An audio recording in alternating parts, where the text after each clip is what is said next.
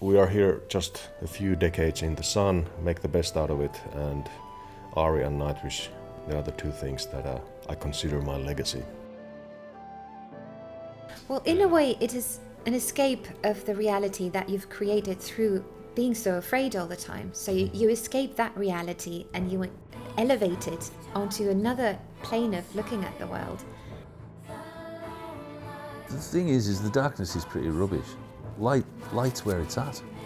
You can see everything in the light. There's nothing in darkness. Hello, good day. Hello.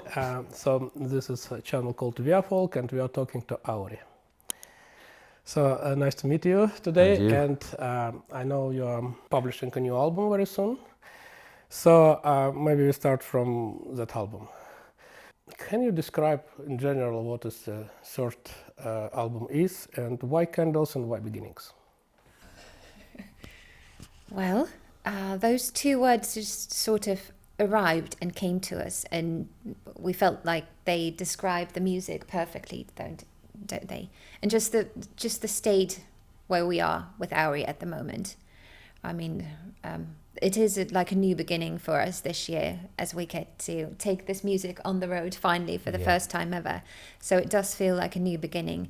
And Candle is such a symbolic item for Auri, I'd say, lighting something very fragile, a source of light into the darkness. I believe it was like we were just having a conversation over something that I can't remember, and then I think it was you who said Candles and Beginnings, and we're like, hold on. Yeah. There's an album title there somewhere. Yeah, a little flag shot up and he was like, that's what we should use. Yeah, so so that's how it went. Yeah. And what the album is about, what it's like, it's impossible to categorize Auri, any of the albums, especially this one. Yeah, we never first sit down and think about a theme and then decide what to do. We just start writing music and then we see what we have, and each of us, we work in our own little spaces, in our own little microcosms, and then start sending files to each other and see what happens. Nothing is ever calculated. No. It's the ultimate freedom, and the result is what you hear. Yeah, and that way of working for us, as well as it really working, it's like a dream for us as well. It's never a nightmare. It's always a dream. Auri, it started like a while ago, I believe it's 2011 or something, and how it evolves up until now? Well, again, that's something that we haven't really thought about, have we? We just kind of... we just do what we do. It's really difficult to analyse what we do. Just everything comes naturally. I think that's the core essence of Auri. Yeah. Purity. Everything comes naturally. Yeah. Nothing is pre-calculated. There's no boundaries. We're not prisoners of any genre, and that's pretty much it. Yeah, but I do think that with every album we kind of explore the world of Auri even further. I mean, with the first album, we only had 10 songs that depicted the world of Auri, and with the second album, we had double that. And then with the third album, we have already formed up quite a broad spectrum of what Auri music is, and explored new hues and sounds, and through the themes that the songs took us to. Yeah. And we never push it. We never push the music. We're always led by it, really. It takes us where it has to take us to. Yeah. And where we need to be took to as well. True. Could you tell how it all started? The year was 2009, and we were on tour with Nightwish. And I remember this one day that I invited Troy to my hotel room. And then I told him that I've met this wonderful woman called Johanna. Listen to her voice. And I played you one of her solo songs. Yeah. And you melted on the floor. I did. Remember that? And then when you came back to your physical form, I think it was already then that a spark was lit. That's right. We have to do something together. Yeah, because me and Tuomas kind of looked at each other speechlessly for about 7.5 hours, and then realised that something was afoot. Yeah. And then that was it. Then it was destiny started to reveal itself, and here we are now, after all those years. Wow, 2009. Yeah, it was spring of It was 2009. We were somewhere, I can't I remember. remember it distinctly. You Yeah. go, have a look at this. Yeah. And yeah, twang. Yes, and then the heartstrings. first song was born in 2011. Yeah. That we started to do it in a concrete way, and then the first album came in 2018. That's right. 17, something like that. But Johanna had pulled me, Johanna's tractor beam had reached out, and I ended up playing whistle on one of her songs on a solo album as well. So that was another part of the building blocks of Auri. And then it was, we've got to do something. And Johanna had really quite progressive ideas as to where she wanted to go musically. And both me and Tuomas were totally in accord with that. Mm-hmm. So then Tuomas and Johanna both came over to... I'd been talking to Johanna for ages about it, and we'd been talking about what we could do. Yeah. And then the pair of them came over to Yorkshire, to my studio, and I wrote a song for Johanna, specifically for her, called Aphrodite Rising, which ended up on the first Auri album. We recorded then that, and then it was all systems go, really. We were unstoppable then. Yeah, and Auri was crystallized. It became something tangible that we could see its future in an instant. And Auri name, it's an obligatory question, probably heard it many times, but just for the sake of completeness. So it's from Patrick Rothfuss, right? Not necessarily. Well, yeah. It's one interpretation of it. Yeah. I mean, to us it means many things, and that's why we chose the name Auri, because it's so multifaceted. It is. Yeah.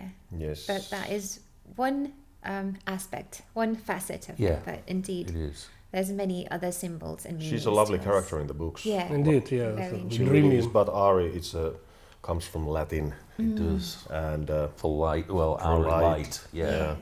Which is extremely pertinent to us. Yes, and that's music. something we like to spread. Yes, wherever we go. And also in our logo, it sort of illuminates. Yeah, it is actually. If you look at, and especially on the new album, because the album artwork has developed, but we keep the same format. We want it to look like books. Each album is like a book, and the eventual dream is that we'll have a whole rack of them, and you can pull them out, and they're all different books with different stories and different short stories in the books. And in particular, the new album cover looks illuminated. It looks like, you know, the Book of Kells or some of those old medieval manuscripts. It kind of looks three-dimensional and really beautiful. So we just need to do another 50 albums to get a really good bookcase together. Fill a shelf. Yeah. Musically, what Auri is taking inspiration from? What kind of music? Are you based on Irish music? No, it's based on universe, life, and everything. Yeah. And us, and the way we see the world. Yeah. And the way we live, really, it's all a reflection of that. Yeah. It's like a crucible of all the things that we've come to love and resonate with. And it's again something that we don't really think about what sort of music it is. We just sit down and start writing the music, and that just comes through us, through the things that we love, colour it. I like to a little bit expand on the phrase, the world we live in. What kind of world you live in? What is the world? The world we live in is quite obviously not the same one a lot of other people live in. On lots of different levels. I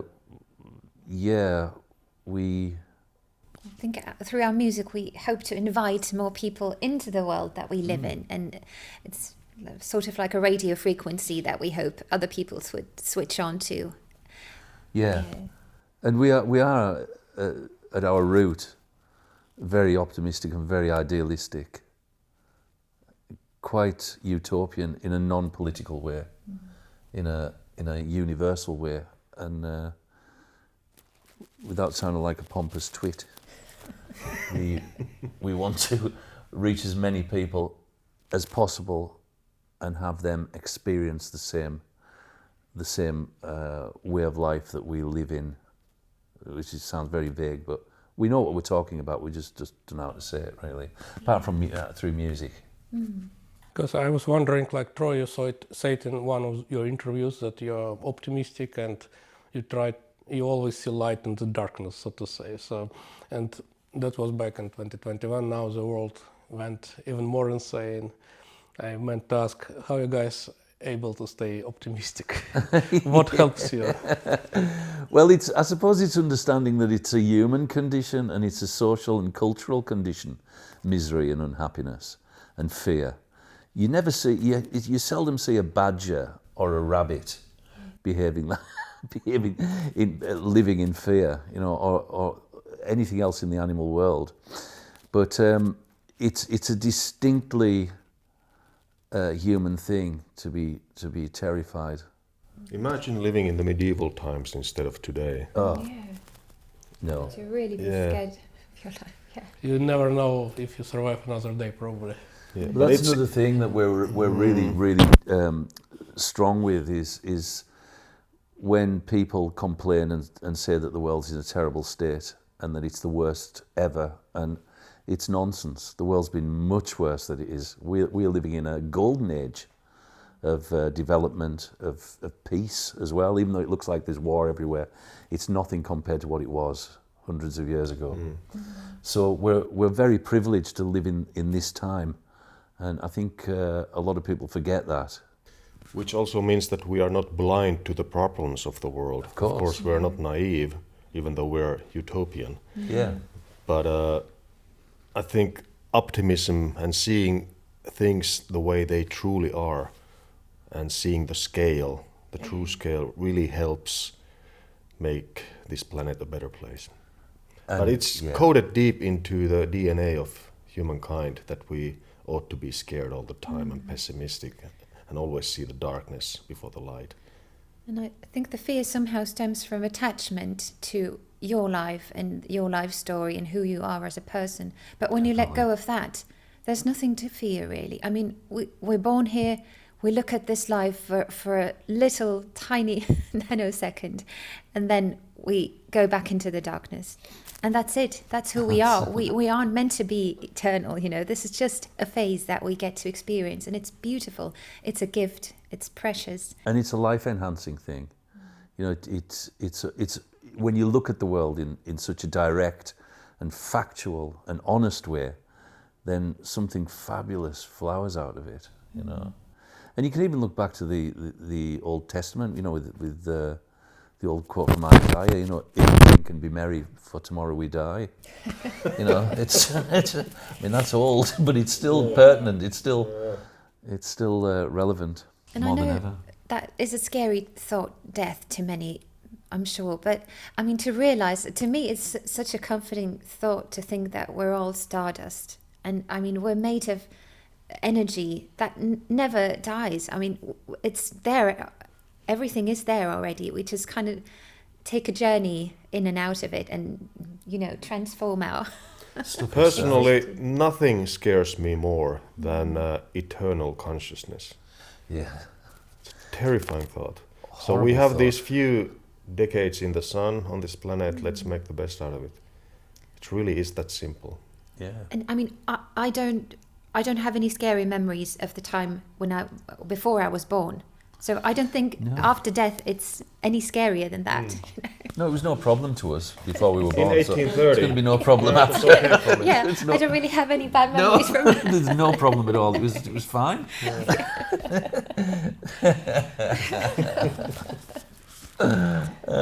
We love it. Yeah. Do.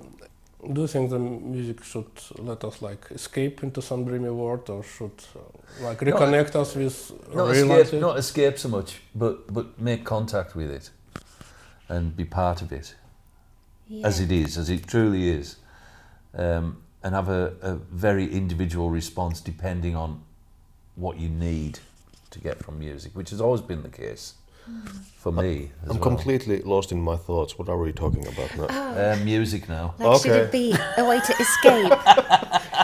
Yeah. A way to escape. Okay, that's right. it. Yeah, But- but it's not escape. It's contact. Well, in a way, it is an escape of the reality that you've created through being so afraid all the time. So you escape that reality and you elevate it onto another plane of looking at the world.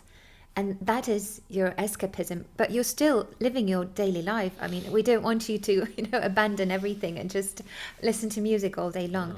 It's just a new default setting that you get to kind of switch inside your head. That's what we're hoping.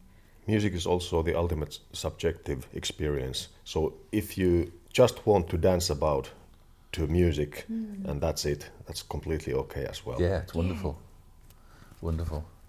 It's part of our credo is that there are two types of music. There is music for entertainment and music for self-discovery. Yes. I agree. I recently spoke to categorizes and she also said basically exactly the same thing. Music for the body and music for the mind. Yeah. I think it's very precise. And also people go to see live shows for two different reasons. To actually have an experience or just look how well they play and sing. Yeah. Those are the two types. They are. And I can't really understand the latter one. No, me neither. It really is. It's false. Baffled. Completely baffled. Yeah. Yeah. I was wondering, it's maybe a bit tricky question, like for Troy and Tuomas. So you're mostly known as members of Nightwish. It's like large-scale project. So what was missing from there? So Auri field in your life. So because people maybe think, oh, okay, those guys are primarily Nightwish, but I can tell that you are very serious about Auri, that you are not talking about it as something like on the side, something outlet or something. That's like a serious project for you. So what was kind of the thing that you feel in your heart with Auri, so to say? Well, nothing missing. No, absolutely not. Quite the opposite. It's just a completely different climate. It's a completely different building, that we enter between Nightwish and Auri. Both are beautiful, both are fabulous, but they are very different. Even though their music, it comes from the same place. Yeah. And for me personally, Nightwish is just as important as Auri. Those two go hand in hand. Like you said, they live in different climates, but they come from the same place. They do. Yeah. And it's not about missing anything. It's just... No. There cannot be enough great music in the world, so... True. And of course you can't stop people from speculating and imagining things that aren't real. I mean, that's part of the human condition. Most people imagine their lives to be real when they're not. I just said that, we are here just a few decades in the sun, make the best out of it, and Auri and Nightwish, they are the two things that I consider my legacy and what I love to do. That's it, what we love to do. And you starting live shows this year, can you tell a little bit how they're going to look like? Well, I don't think even we know yet. It's something that we'll just discover in a little bit. Yeah. But definitely we have dreams and visions of what it feels like, what it already has been feeling like when we've been rehearsing with each other. So. Yeah, we've had 2 rehearsal sessions so far. It's going brilliantly. We haven't had the production rehearsals yet, so we're not quite sure how it's going to look visually, but whatever it's going to be magical. It is. It hasn't quite sunk in, really. I wake up in the middle of the night and it's there. I think, is this going to be as I hope it's going to be? And I always conclude that it's going to exceed expectations because the rehearsals have. The rehearsals were superb, and they were just life-enhancing times. So I think it's going to be wonderful, and I can't wait to get out there. Can't wait to get the first show done, and then to reflect on that. I meant to ask a little bit about the songs, but at the same time, I don't have the lyrics. So maybe I would like simply to ask you to tell about your favorite song, or like any, or not favorite, but perhaps some songs that you fancy to describe a little bit more. What is it about? It's like those whimsical names: the Apparition Speaks, Museum of Childhood, Seal Maiden, All Lovely Oddities. So maybe each of you could just pick one song and tell a little bit what is it about. Sure. You just mentioned Oh Lovely Oddities. This song celebrates a very special place for us three. And it also celebrates a very basic human need. Yes. And that to fulfill that need can be put into a beautiful form of art. Well said. Absolutely. Well, I'll pick the song Libraries of Love, which originated, the idea for the song came to me during a lovely conversation with a friend about the secret life of trees. And that really sparked my imagination. And there the story came, and it was wonderful to also ask dear people, dear voices to me to come and join us on the choir of that song there in the middle and there in the end. So it's a wonderful, like picture book of your dear ones. I don't want to open it too much, but you can listen to the lyrics and find your own interpretation. For sure. Whenever I go to the cemetery of my hometown and to visit my father's grave, there's a huge fir tree right next to the grave. And whenever I go there, this song starts ringing in my head, and I think about the lyrics and the meaning, and it just fills me with peace and happiness. Yeah, perfect. There's always been something about trees that I've found very comforting. I mean, they've been like big brothers to me growing up. Yeah. I mean, they're so ancient. They see us arrive on this earth and then leave it, and there they are, just keeping the memories alive. Yes. Yeah. What can I say? Well, I can point to Helios, who is the god of the sun in mythology. How vital the sun is to our solar system. There's no life without it, but it goes deeper than that. And I love, and of course, it's the source of not only life but light.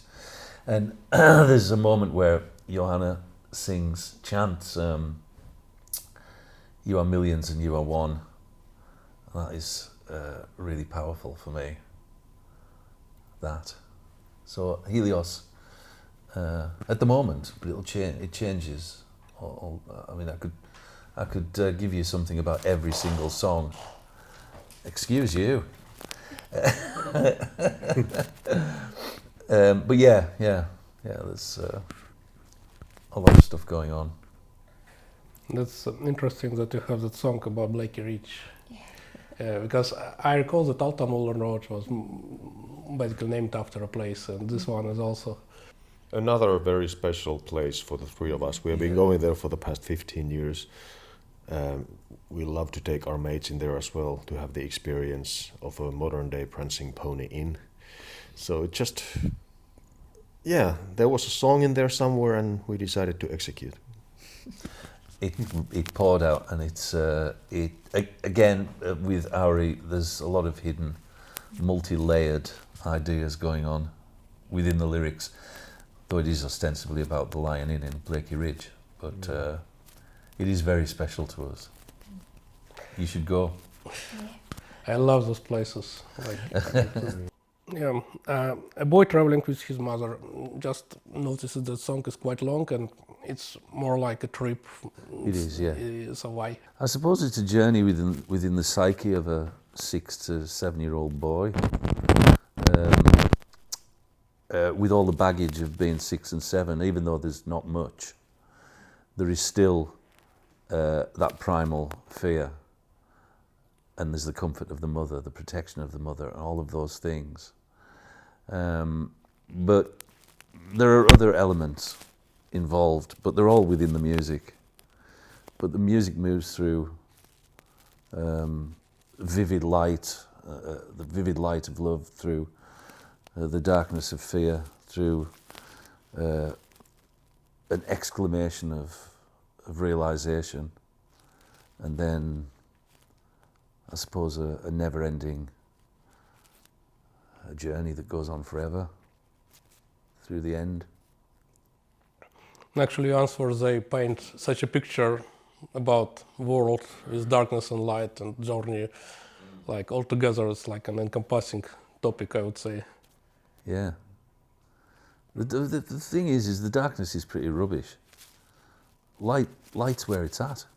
I mean, you can see everything in the light. There's nothing in darkness. There's nothing there. There's everything in the light. Why do you think it's necessary? Why you want to put darkness in some of the lyrics and talk about darkness? Why don't just... Well, they can't exist without each other. Yeah. You have to make a decision within yourself as to how you perceive them both. And I'm still a metal man. I love the dark. So do I, though. Yeah. Yeah, I love it. Darkness. And plus, we're massive fans of serious horror films as well. Like what?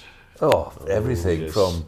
from 1930 Frankenstein up to The Exorcist, and through everything, really. Everything.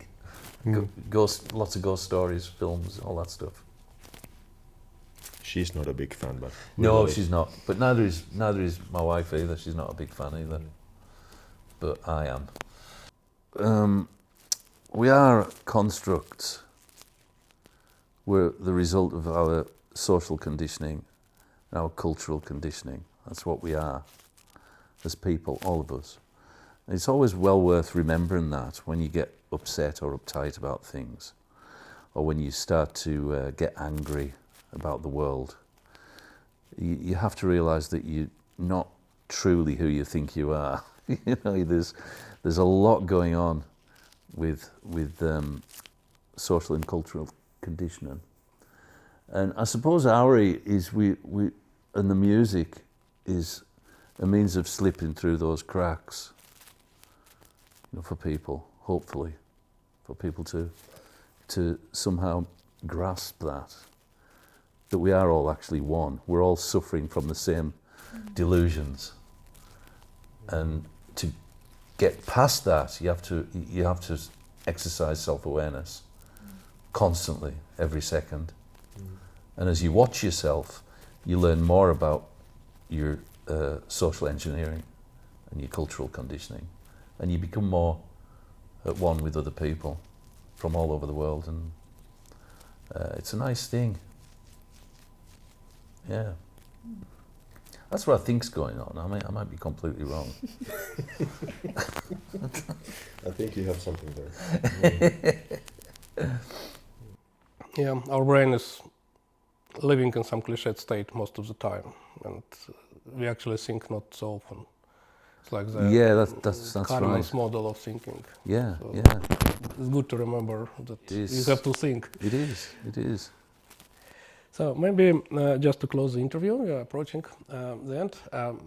A little message to the listeners, everything that you want to send to them. It doesn't have to be about the music entirely. Some quite profound things were said during this interview, so maybe ponder about those a little bit. And in conjunction with the music. Exactly, yes. So listen to the album and think about what was just discussed. Yeah.